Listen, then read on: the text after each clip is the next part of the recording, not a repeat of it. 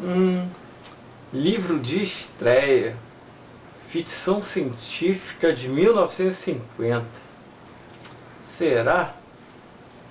Mas é claro, é Isaac Asimov.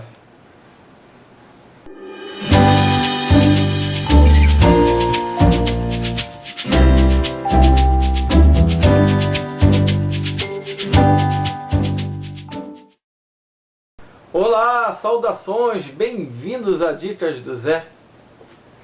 Pedra no Céu, do bom doutor Isaac Asimov, trazido para nós pela editora Aleph, seu romance de estreia, publicado pela primeira vez em 1950.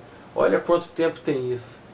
E é sempre muito bom conhecer essas obras iniciais dos grandes mestres da literatura, porque assim, comparando com os trabalhos mais recentes, nós podemos ver o quanto eles evoluíram, os caminhos que eles decidiram trilhar, e bem como perceber já no seu início a semente de genialidade que existia em seus inscritos. E com Isaac Asimov não foi diferente. Pedra no Céu se passa há milhares de anos no futuro. A nossa galáxia já foi praticamente toda colonizada pela humanidade, porém essa humanidade esqueceu sua origem terrena. Para eles, a sua origem não provém do planeta Terra, que é visto com bastante desprezo. Sua origem, sua principal teoria, é de que a humanidade surgiu em diversos pontos da galáxia e se desenvolveu de acordo com seus mundos, mas não teve uma origem comum em nosso planeta. Por quê? Porque a Terra, no período em que se passa essa história, ela está desolada, possui inúmeras áreas de radiação. Sua população está muito abaixo da população que nós conhecemos hoje. A produção de alimento é precária, tanto que existem uma série de normas, um verdadeiro código de conduta para que seja controlado a produção de alimentos, o número de pessoas nas famílias, bem como uma lei, a lei do sexagenário. Quando você atinge 60 anos, você é sacrificado pelo bem comum da comunidade. Com isso, os dirigentes do planeta procuram manter o índice demográfico da população em um nível aceitável. E é nesse cenário caótico que surge um personagem inimaginável. E esse personagem vai ser o fio condutor desta história espetacular. Essa história também possui um outro personagem muito importante, um arqueólogo. Ele faz parte da casta dos imperiais, que são os habitantes dos mundos exteriores. Ele não aceita essa origem multiplanetária. Ele acredita piamente que a humanidade veio do planeta Terra.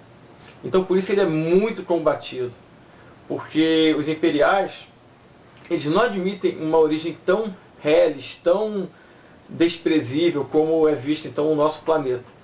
E este arqueólogo, ele coloca a ciência acima de preconceitos, acima do orgulho da humanidade, e quer provar que sim, todo o império deve a sua origem a este pequeno planetinha chamado Terra. Mas isso gera muitos problemas mesmo. E além disso, existe uma outra ponta desta corda tensa, que são os extremistas que querem fazer com que a Terra adquire uma verdadeira independência em relação aos imperiais. Por quê? Mesmo sendo um planeta considerado quase proscrito pela sua condição, tanto em termos de habitabilidade, quanto em termos de inteligência, como os humanos são vistos de forma assim, muito depreciativa, os imperiais possuem sim casas de representação na Terra, mas eles humilham constantemente os terrestres. Existe uma forte diferença de castas. E esses extremistas querem mudar esse cenário. Só que, como o próprio nome diz, extremista, os métodos utilizados por eles não são métodos justificáveis. Então, Asimov montou um cenário perfeito para desenvolver inúmeras questões, diversos temas, num livro relativamente pequeno. Nós percebemos com isso a ânsia sadia do escritor iniciante e mostrar o que veio, mostrar as suas ideias, o que ele pretende desenvolver ao decorrer de sua carreira. E ele faz isso sim futuramente, tratando esses temas com mais cuidado, com mais complexidade. A ideia do preconceito, por exemplo, ele é muito bem trabalhado na série dos robôs. A questão atômica, que é assim, sempre muito presente na literatura dos anos 40, 50, né, muito próximo de sua origem de Hiroshima e Nagasaki. Então, o medo da energia atômica é muito forte, e Asimov também demonstra um mundo pós-apocalíptico, após uma guerra nuclear, e desenvolve essa ideia. Temos também a questão da tecnologia, a questão da origem humana, a ciência versus o orgulho humano em querer gerar para si uma origem quase que divina, não aceitando talvez uma origem mais humilde, como se isso fosse modificar o que a humanidade vê se tornar no futuro. E Asimov ainda encontra tempo para nos contar uma história de amor. Sim, temos romance em Pedra no Céu. Bom, é um livro com algumas soluções fáceis? Sim, ele possui algumas saídas um pouco forçadas. Na verdade, ele não engana o leitor. Já desde uma determinada parte do livro, você percebe que determinado método, determinado recurso será utilizado para solucionar a questão principal do livro. Mas isso em nada diminui a alegria, o prazer de ver o escrito de Asimov, ver o seu primeiro trabalho e se divertir com uma história de ficção científica muito boa. E como eu falei anteriormente, está ali todo um tema para ser analisado, visto, observado por nós fãs de ficção científica, onde percebemos os caminhos futuros desse grande escritor.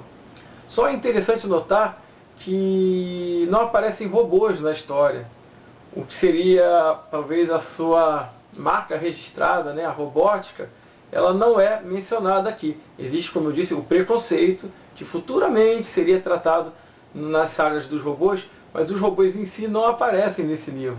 Em que momento será que Asimov pensou na questão da inteligência artificial, na questão dos robôs? Então, Pedra no Céu é um livro muito bom, tanto para os fãs de ficção científica em geral, quanto para os fãs do bom doutor Isaac Asimov. Então é isso, pessoal. Se curtiram, deem joinha. Se ainda não se inscreveram, se inscrevam. Isso é muito importante para o canal. E até o próximo vídeo, pessoal. Até mais!